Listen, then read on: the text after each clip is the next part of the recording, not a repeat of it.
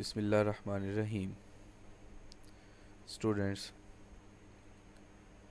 आज हम पढ़ रहे हैं the subject digital logic design. The course code of this subject is 4129। Students, last lecture में हमने पढ़ा था लॉजिक गेट्स के बारे में। हमने ये देखा था that there are three types of logic gates. The one is AND gate, the one is OR gate, and the one is NOT gate. इसमें फिर हमने AND गेट फंक्शन को पढ़ा था, उसके ट्रुथ टेबल को देखा था, उसके इक्वेशन को देखा था। इसी तरह स्टूडेंट्स, लास्ट लेक्चर में हमने OR गेट के बारे में देखा था, उसके फंक्शंस को देखा था, उसके ट्रुथ टेबल को देखा था, और इसी तरह हमने NOT गेट को देखा और उसके फंक्शनैलिटीज़ को देखा। स्टूडेंट्स, ये कुछ रिव्यू आप करें लास्ट लेक्चर का। ये चीज़ें हमने लास्ट लेक्चर में डिस्कस की थी। The important thing in the last lecture was, हमने एक सर्किट से एक ट्रुथ टेबल को बनाना सीखा था। कोई भी एक गिवन सर्किट हो, हम उस सर्किट से ट्रुथ टेबल कैसे बना सकते हैं, ये लास्ट लेक्चर में हम डिस्कस कर चुके हैं। उसको थोड़ा सा रिव्यू करने के लिए मैं कुछ सेकंड्स आपके लूँगा। ये हम लास्ट टाइम डिस्कस कर चुके हैं कि ये किस तरह से एक सर्किट से एक ट्रुथ टेबल बनाया जाता है। आज हम देखेंगे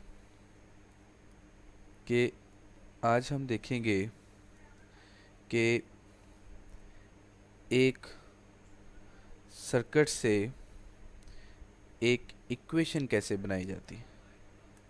हम ये देखेंगे कि how the equation can be formed from a given circuit। हमारे पास एक गिवन सर्किट होगा। हम एक गिवन सर्किट से इक्वेशन कैसे बनाएंगे डिजिटल लॉजिक डिज़ाइन में। तो इसके लिए स्टूडेंट्स, आप गौर कीजिएगा कि फ़र्ज़ करें ये हमारे पास एक सर्किट दिया हुआ। इस सर्किट से हम ये इक्वेशन कैसे बना सकते हैं। We need to form the equation of this circuit. इस सर्किट से हम एक इक्वेशन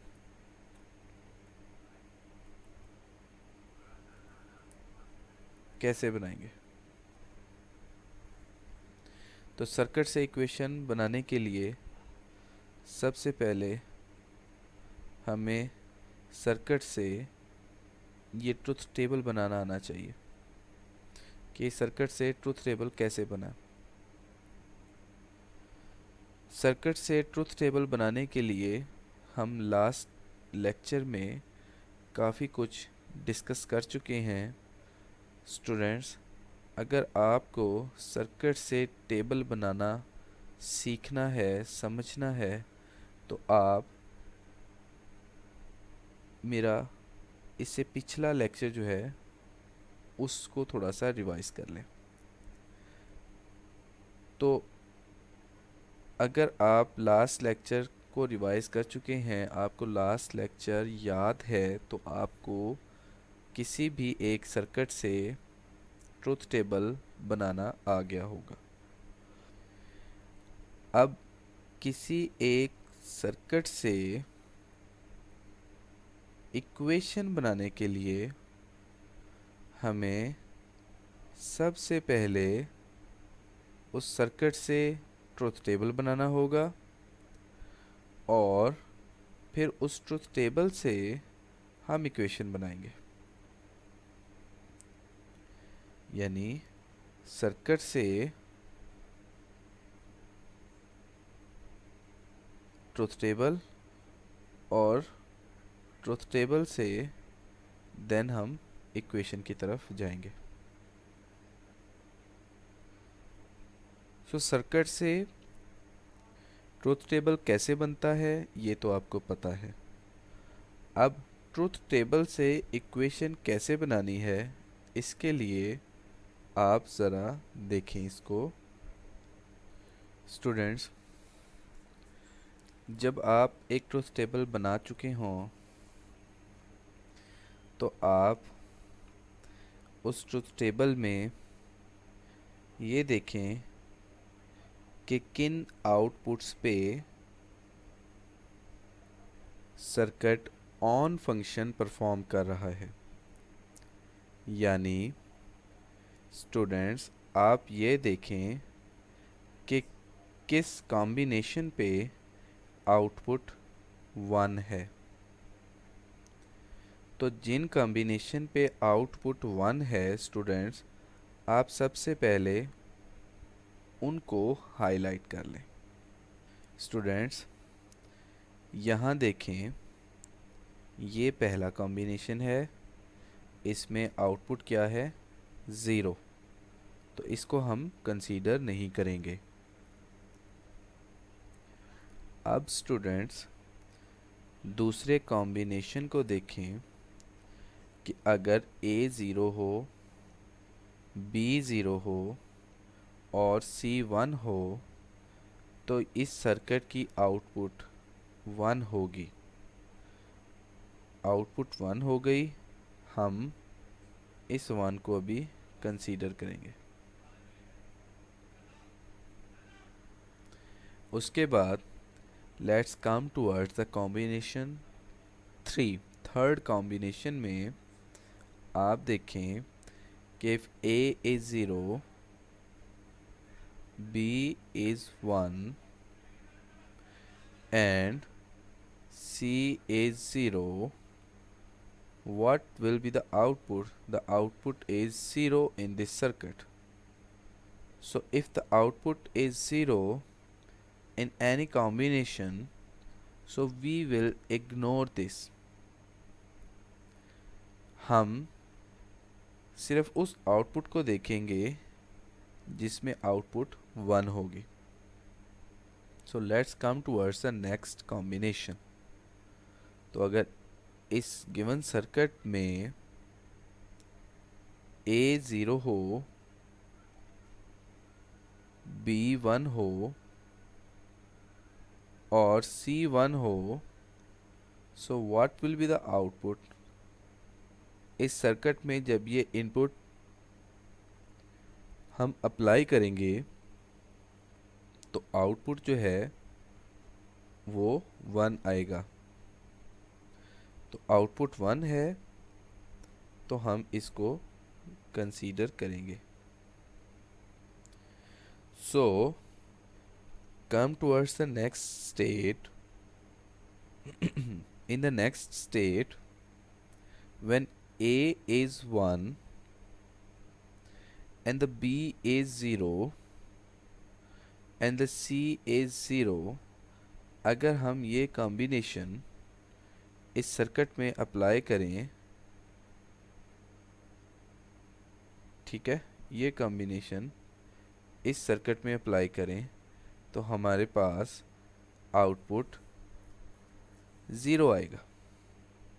तो चूँकि आउटपुट 0 है हम इसको इग्नोर करेंगे। इसी तरह if a is 1, b is 0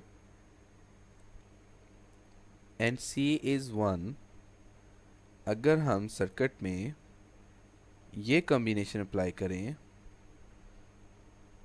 ये वाला इस सर्किट में हम अप्लाई करें, तो जो आउटपुट आएगा वो 0 आएगा। अगेन 0 आया, हम इसको इग्नोर करेंगे। Now come towards the next state. Next state में when a is 1, b is 1 and c is 0, जब हम ये इनपुट इस सर्किट को देंगे, ये वाली ए बी और सी ये इनपुट इस सर्किट को देंगे, तो हमारे पास आउटपुट 1 आएगा। ये 1 कैसे आता है, ये लास्ट लेक्चर में हम कर चुके हैं। तो जिस कॉम्बिनेशन पे आउटपुट 1 आएगा हम वो हाईलाइट कर लेते हैं। इसी तरह if a is 1 and the b is 1 and c is 1, हम ये कॉम्बिनेशन इस सर्किट पे अप्लाई करेंगे, तो हमारे पास जो आउटपुट आएगा वो 1 होगा। तो हम इस 1 को नोट डाउन करेंगे, इसको इग्नोर नहीं करेंगे। तो हमारे पास गिवन 8 कॉम्बिनेशन में सिर्फ 1 2 3 4 कॉम्बिनेशन पे आउटपुट 1 आया है, बाकी पे 0 आया। तो जिन कॉम्बिनेशन पे 1 आया हो हम उनको हाईलाइट करके इनकी इक्वेशन बनाएंगे, और इनकी इक्वेशन बनाने के बाद हम इनको टोटल कर लेंगे। अब इक्वेशन कैसे बनानी है इसको स्टूडेंट्स थोड़ा सा गौर से देखें। स्टूडेंट्स अब आप ये देखें कि हमारे पास 4 कॉम्बिनेशंस पे 1 आ रहा है। तो अभी हम इन 4 कॉम्बिनेशंस को देखते हैं। सो स्टूडेंट्स हमारे पास अब ये कॉम्बिनेशन आ गया 1 1 1 1, बाकी सबको हम इग्नोर करेंगे। तो स्टूडेंट्स अब सबसे पहले हम इस कॉम्बिनेशन को इक्वेशन में लिखेंगे। ये बात हमेशा जहन में रखना कि जिस कॉम्बिनेशन की आउटपुट पे 1 होगी हम उसी कॉम्बिनेशन को सबसे पहले लिखेंगे। स्टूडेंट्स एक बात और जहन में रखना कि जहाँ पे 0 होगा इसका मतलब कॉम्प्लीमेंट है, और जहाँ पे 1 होगा इसका मतलब एक्चुअल इनपुट चल रही है। इसको ज़हन में रखिएगा। तो स्टूडेंट्स अब हम इस कॉम्बिनेशन को लिख रहे हैं, इस कॉम्बिनेशन को। तो इस कॉम्बिनेशन में सबसे पहले हम ये 0 को लिखेंगे, फिर मल्टीप्लाइड बाय इस 0 को लिखेंगे, मल्टीप्लाइड बाय इस 1 को लिखेंगे। अब ये जो 0 है ये स्टूडेंट्स देखें कि ये जो 0 है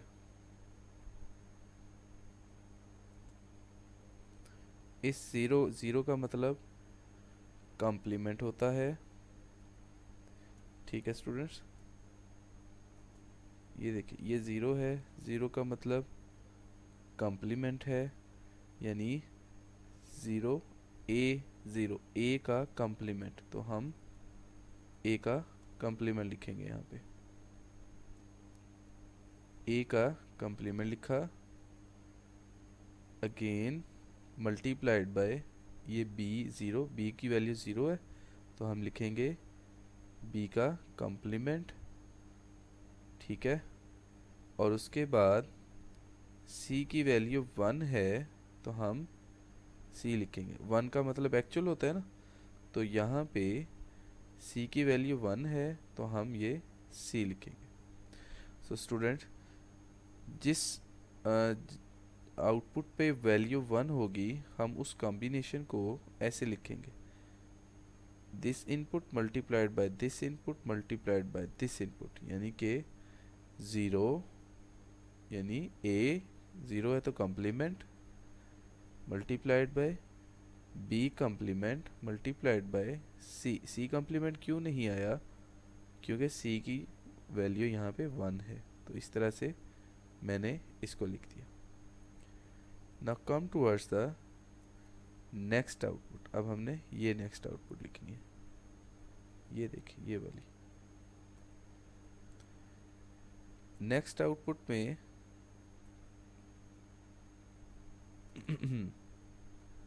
ये जो नेक्स्ट आउटपुट हम अभी देख रहे हैं, ये जो नेक्स्ट आउटपुट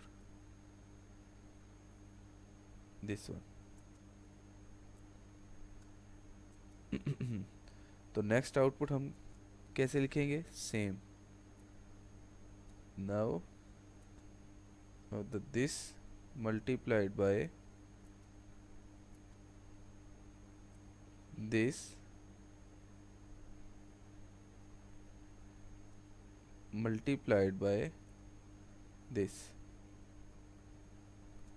यानी कि A complement multiplied by B complement multiplied by, sorry, A complement multiplied by B multiplied by C. तो ये हम यहाँ पे लिख देते हैं इसको, ये देखें A complement B and C. B मैंने क्यों लिखा, क्योंकि हमें पता है कि वन वैल्यू एक्चुअल वैल्यू होती है। इसी तरह ये जो इससे नेक्स्ट वाला जो कॉम्बिनेशन है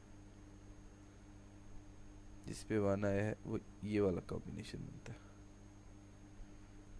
इस कॉम्बिनेशन की आउटपुट किस तरह से लिखेंगे स्टूडेंट्स, इसको देखें, ये देखें ए वन है यानी कि ए की वैल्यू एक्चुअल जाएगी यहाँ पे। उसके बाद बी ज़ीरो, बी वन है तो ये बी की वैल्यू भी एक्चुअल जाएगी, और ये सी की जगह कॉम्प्लीमेंट है तो ये सी की वैल्यू ज़ीरो जाएगी, यानी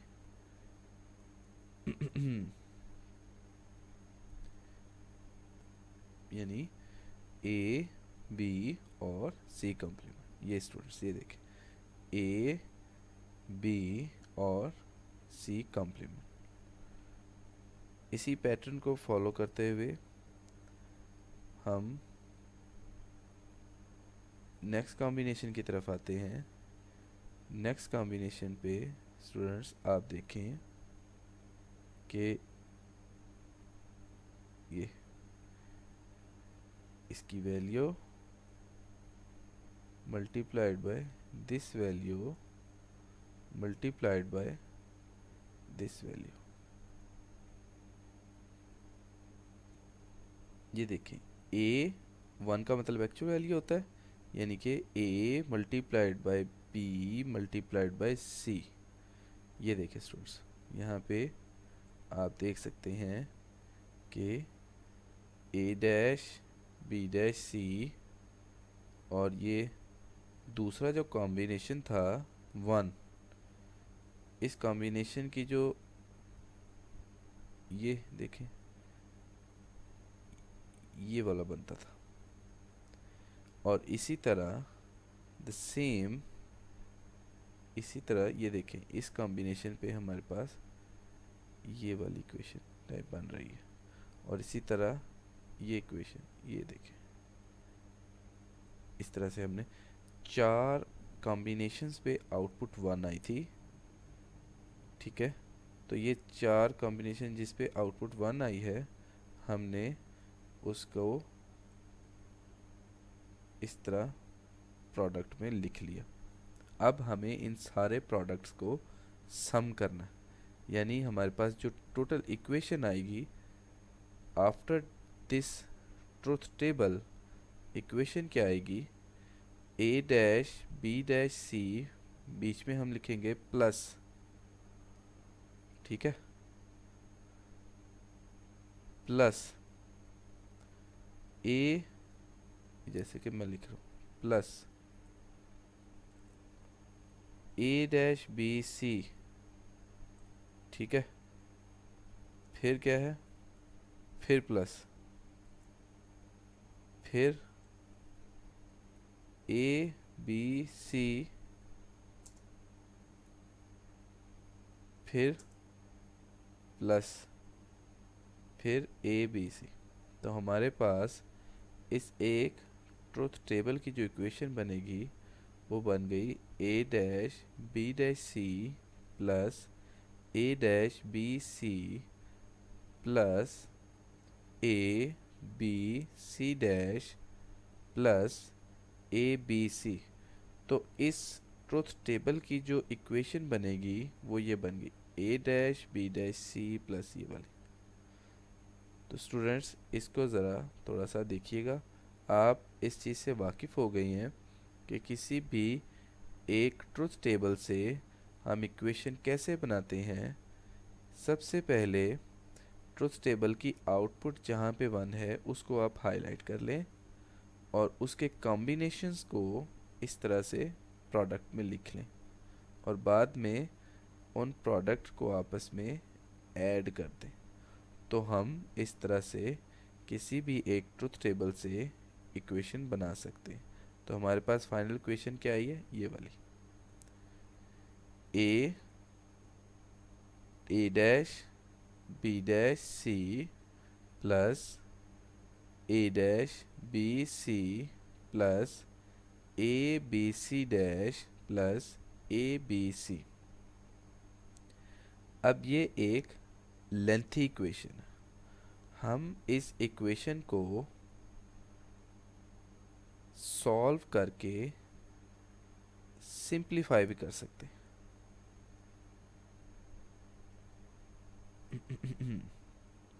इसको सॉल्व करके हम सिंप्लीफाई कर सकते हैं। तो ये जो एक बड़ी इक्वेशन है इसको हम सॉल्व और सिंप्लीफाई कर सकते हैं। जैसा कि ये आप देखें, हमने एक सर्किट से एक ट्रुथ टेबल बनाया, उससे एक इक्वेशन बनाई और फिर हमने इस इक्वेशन को सिंप्लीफाई कर लिया। ये देखें, ये सिंप्लीफाइड इक्वेशन है, किसकी, इसकी। तो इसकी सिंप्लीफाइड इक्वेशन क्या है, ये वाली, ये जो पड़ी हुई है। तो सबसे पहले तो स्टूडेंट्स आप ये देखें कि एक सर्किट से एक इक्वेशन कैसे बनानी है। तो सर्किट से इक्वेशन कैसे बनानी है, सर्किट से ट्रुथ टेबल बनाए, ट्रुथ टेबल की आउटपुट जो होगी 1 1 जहाँ पे है, आप उसको इस तरह से सम ऑफ प्रोडक्ट्स में लिख लें। इसको हम सम ऑफ प्रोडक्ट इक्वेशन भी कहते हैं। तो सम ऑफ प्रोडक्ट इक्वेशन लिखी, इस इक्वेशन को अगर आप सिंप्लीफाई करें तो भी ठीक है, अगर आप इस इक्वेशन को सिंप्लीफाई नहीं कर रहे तो ये इक्वेशन भी ठीक होगी। अगर आप सिंप्लीफाई करेंगे तो ये सिंप्लीफाइड फॉर्म भी आ जाएगी। Now the question is that कि इस एक इक्वेशन को या किसी भी इक्वेशन को सिंप्लीफाई कैसे किया जाए। सिंप्लीफाई कैसे किया जाए, तो इसके लिए कुछ रूल्स हैं, कुछ बुलियंस लॉ हैं, वो हम नेक्स्ट लेक्चर में पढ़ेंगे। आज के लेक्चर में हमने सिर्फ ये देखा कि एक सर्किट से एक इक्वेशन कैसे बनाई जाती है।